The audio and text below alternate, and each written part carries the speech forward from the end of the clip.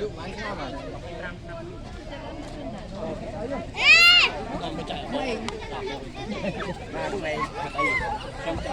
trai mấy ông quá nó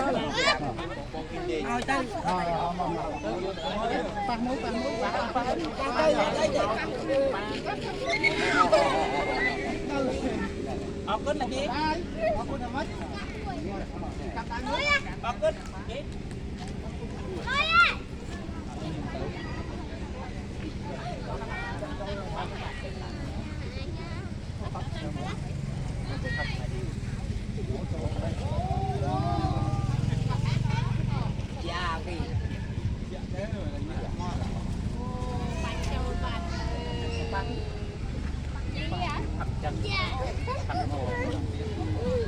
Chọc la con à. Ôi ta cọ thiệt. Cọ đẻ. Tôi chồng đi đây.